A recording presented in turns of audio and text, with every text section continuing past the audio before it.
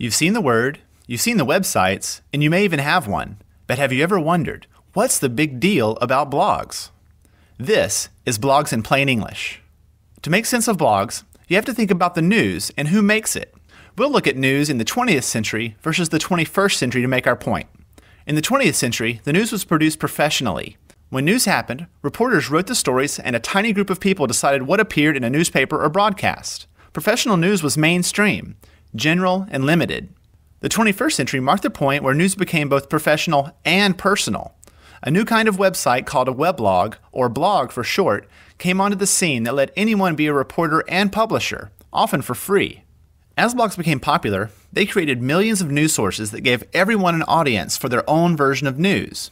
Of course, we're using the word news loosely, but really, isn't everything news to someone? With a blog, a business owner can share news about his business. A mother can share news about her family, or a sports star can share news with fans. These people are all bloggers. How did this happen? Well, blogs made sharing news on the web easy. Anyone with an idea can start a new blog with the click of a button and share news minutes later. Here's how blogs work.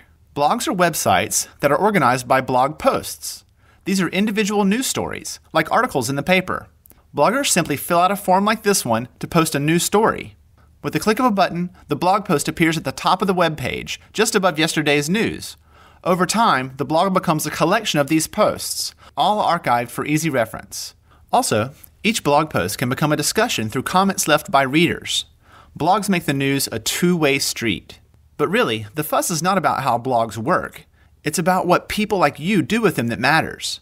Let's say you have a blog about green living and outdoor photography.